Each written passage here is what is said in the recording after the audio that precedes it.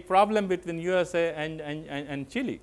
And after 1 year, the entire project was scrapped. But it became a very, very important debating point within the social scientists, because large number of well-known social scientists were involved in this project. And so many of them felt that, well, it was not wrong what they were doing, but many felt that it was wrong. If you do study of political conflict, armed conflict, which is directly sponsored by the military of that government, is a really problem. So this is a conflict of interest that might emerge.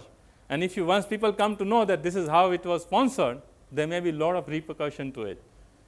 Stanford prison experiment, I'm sure many of you know. They wanted to find out how prisoners behave and how those people who are controlling prisoners, they behave, why they are behaving like that. Is it a natural behavior, or is it induced by various forces? So in Stanford University, in a basement, they created a prison. As I told you, the psychologists normally do a lot of laboratory work. This was a laboratory, and that laboratory was a prison. And they made certain people, certain students prisoner, certain students wardens, certain people, they're the superintendent of the prison and all. Within 2 weeks, the entire experiment was called off, simply because the prisoners started playing their own games in order to survive, in order to get better facilities. And those wardens started really humiliating and beating prisoners. They are all playing roles. So if you do role play here, it has a lot of ethical aspects that you get involved in it. You become part of it. The study of obedience, I'm sure Milgram experiment you must have heard about, where a person is asked to give an electric shock to another person. But that person is sitting in another room, but he believes that I am giving it. And you are told that if you give shock beyond certain point, the person may die. And every time you increase the voltage, you hear the cries of that person, and still you keep increasing that because somebody is giving you order. This came out of Second World War experience to find out whether really orders can make people obedient. And they found that yes, they do. And here they were doing it, and later on they realized that it was a deception. It was not a kind of really anybody was not being given electric shock. But at that moment, when they realized that they had killed somebody, they went through massive trauma. Those who were doing it, they went through massive trauma. This is again another experiment in psychology. The last one is Lord Humphreys, very, very important. I think in health research, this kind of thing is done quite a lot. He wanted to study homosexuality. Harvard student doing PhD, 1968-69. And what he did, he went to the public toilet where the sexual activities among the homosexuals were taking place. And those homosexuals who were gathering, they used to have what is called a person who will watch over it. They call watch queen. So he became watch queen. So his job was to find out if anybody who is not homosexual coming in the public toilet and warn those people so that they stop the activity. And he did it, but he was also a researcher. So he also noted down the registration number of the cars in which these people were coming. He went to the RTO office, got the names and addresses of all those people who were visiting public toilet. Then he impersonated himself as a salesman and went to their houses to find out that he was doing some kind of a market survey. And he found out about the demographic details of those people. And he came out with a very good research saying that most of the homosexuals are closeted, they have families, and what kind of life they live and all kind of stuff. But it became very, very controversial. And to the extent that there was a demand to withdraw his PhD in the Harvard. But it's a tea room trade study is very akin to a lot of studies that we do using what is called mystery clients. If you know the marketing research uses this kind of stuff quite a lot. And you send somebody to find out how the doctor is behaving in certain issue, in certain condition. So this is how this became very, very famous. And the use of deception is one area I think will come up when we have case studies. So this is how in 1940s and 50s, because of all these controversies, the applied anthropology and psychologists were the first one to design their course. Second World War, its impact, And in 60s and 70s, with all controversies like Stanford and Milgram and Camelot and happening, the more and more people, associations started formulating their guidelines. Most of the sociologists and other discipline associations have their now guidelines available. So you can have them from the website if you would like to have. They have also worked on developing university guidelines, which is I think very, very important when you will come to what is called integrity in research. And what is the relationship between students and teachers, and to what extent in many institutions the teachers are exploiting students as far as their authorships and their research work is concerned. I will just run through this. What are the facts and values? How do you, I mean, I think it is in biomedical research also, that when, how you formulate an ethical question in a research setting. When do you think that my dilemma is ethical and not scientific? Okay. If you are sitting on the ethics committee, normally you have to find out whether it's the scientific committee is the issue or your issue, you know, and that's where you have to look at it. In social sciences, the same data set may be used by two different social scientists to come out with a totally two different, you know, conclusions. It's not like physical science where the causal relationship is one way only. It's a multifarious here, and that's how many people say that social sciences data are soft data as compared to the natural science data who use very, very hard data. Can it be value neutral?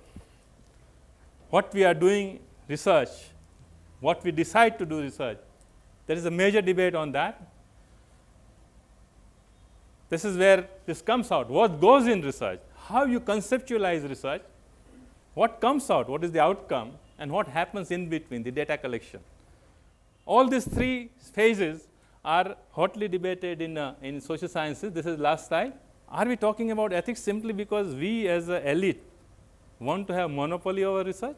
If a person from the community wants to do research, will not be able to, you know, meet all the standards that we are trying to set for the research. They would like to have more deception, they would like to have more investigative work and that kind of stuff to come out with something very, very fast so that there is a improvement in their life.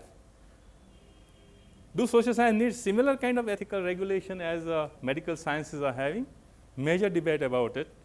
And they also argue that because social scientists use a lot of political positions and ideologies, there are more chances where people sitting in the ethics committee, because they disagree with their ideology, rejecting their proposals on the name of ethics, in the name of morality. The morality, ideology and politics, they are very closely connected. And so, it is possible that they may say no.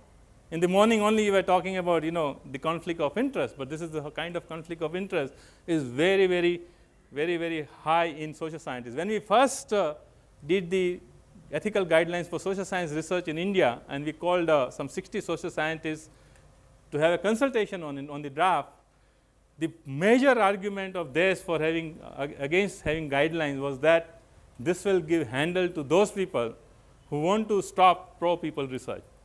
The pro-people research is oftentimes is not liked by those who are in the position of power. If I have to take permission of the director of a hospital in order to find out what is happening in hospital, if I have to take permission of jail superintendent in order to find out how people are exploited there, then if that is ethical requirement, that means that those places will never be researched.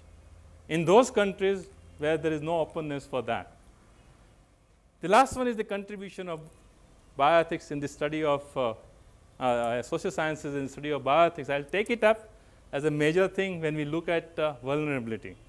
And when we look at vulnerability, you will find that social scientists have contributed in a very, very big way about understanding of the vulnerability as compared to what we earlier as a medical scientist thought about it. So, this is the one. Any question? APJ Abdul Kalam, as you have told that he has made a instrument to kill human subjects and we made him president. But as for my knowledge, just what I am telling that if you are not politically strong or politically stable, then no economic growth can be possible. And no economic growth means no social growth. And means as per my concern. When I used to go in morning walk in the streets, I use sticks. to prevent myself from the street drugs. That does not mean that I am an unethical person, as per my perception. No, I think I have no problem with you having a viewpoint like that. I mean, you are not the only person, but I'm sure perhaps a majority here or a big majority in this country would believe that India should have nuclear power. It should continue exploding nuclear bomb. I'm in a minority, I know it very well. But at the same time, I'm just saying that reflect. When you say put together a technology whose very purpose is to kill, do you feel something in your heart? Just ask that thing. That is the only thing I'm saying. I'm not saying that whether in a specific situation whether to defend yourself was right or not. I have still not heard a very convincing argument that nuclear power can defend. The whole Reagan wanted to have a Star War and those kind of stuff in order to have a kind of things available which can prevent missiles getting hit on the America. But that is was a dream. In nuclear power, you can only go and kill or get killed. There is no way you can defend. There is nothing that you can stop it. And there are people who believe that this is going to destroy the planet if it continues. So this is a major problem. And well, the insecurity in the society does not come because there are stray dogs. It comes because there are people who are hungry. If I am walking, my wallet will be taken away because there are people who have no money where my wallet has money there. So unless you go for some kind of equity in the society and ensure that people have enough to eat and good place to stay, you won't find it. There are phases in Europe when I visited it, I never saw a beggar. And there are phases in last 2 decades that I have seen that in same Europe, I find beggars. Why these two different societies? Two different times for the same society. I think that is the question we need to ask, that our insecurity is because of the inequalities that we live with and we consider is necessary. That's the problem. Question that inequality is necessary. Can we as human beings develop some social mechanism? I'm sure there is no injection or no medicine available that can wipe away inequality. But social mechanism is the only, what Virchow said, will reduce inequality and reduce your insecurities. Nothing else that can do it in this world. Yes? Yeah, I think my time is up. So Thank you, sir. thank you very much.